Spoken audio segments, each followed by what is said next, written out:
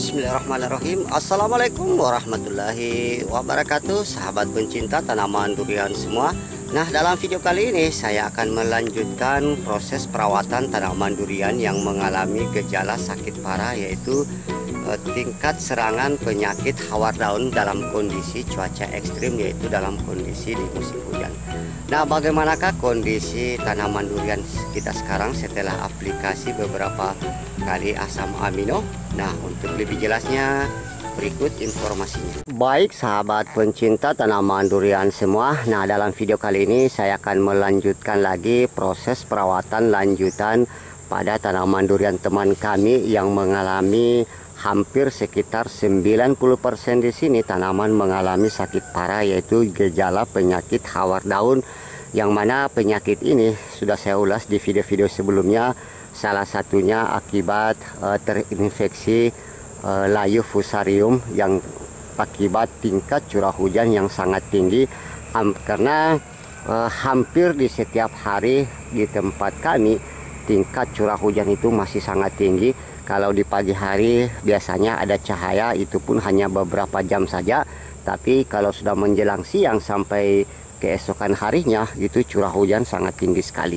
Nah, di sini saya datang lagi untuk memantau kondisi updatean terkini bagaimana kondisi tanaman durian setelah proses penanganan tanpa menggunakan fungisida, ya, hanya dengan memperkuat imunitas tanaman dengan pemberian bahan pupuk organik cair asam amino dengan cara menyemprotkan di sekitaran batang tanaman durian dan sekitar tanah. Nah, salah satu penyebab faktor dari tingkat serangan penyakit ini karena didukung dengan tingkat kelembaban yang sangat tinggi, tapi alhamdulillah walaupun agak sedikit memang perkembangan dalam proses pemulihan ini akibat tingkat curah hujan yang masih tinggi dalam setiap harinya, tapi pelan-pelan tanaman durian kita sudah mulai menumbuhkan tunas-tunas muda baru. Nah, bisa kita lihat perkembangan tunas tanaman durian sudah mulai bermunculan, tapi sayang memang saat mulai tumbuh tunas muda baru tingkat curah hujan itu masih sangat tinggi sehingga dapat mempengaruhi daun-daun muda baru itu lagi bisa terinfeksi. Tapi tetap kita lakukan perawatan secara konsisten, ya, dengan aplikasi minimal 10 hari sekali. Dan kita lihat di bawah daun pohon durian, daun-daun yang sudah mulai rusak itu sudah mulai berguguran.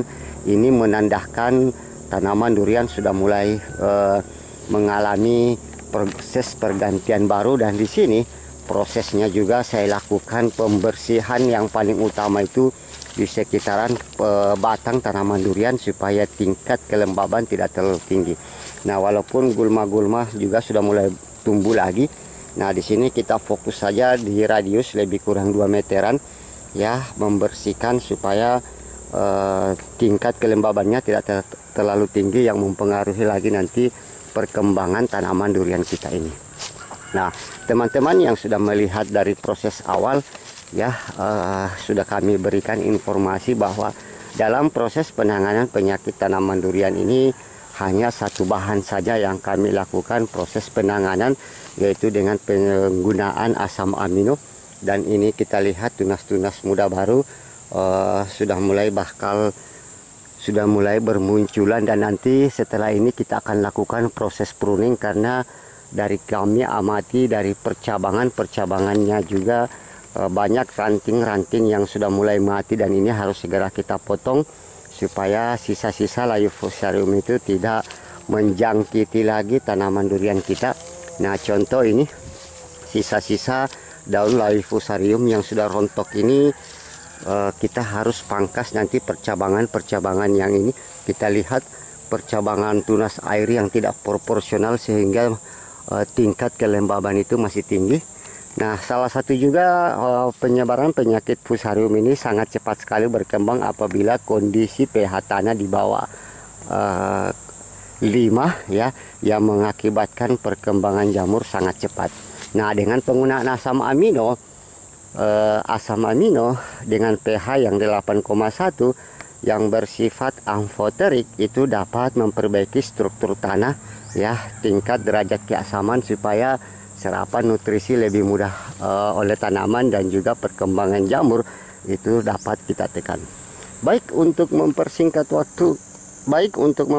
waktu kita langsung saja aplikasikan bahan pupuk organik cair lanjutan dengan cara menyemprotkan di sekitaran batang tanaman durian dan juga pada percabangan yang bisa kita jangkau.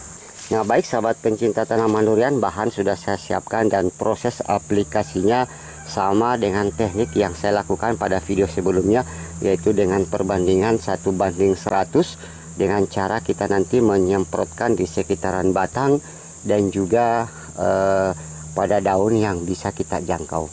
Nah, bagaimanakah proses-prosesnya? Ikuti terus video kami.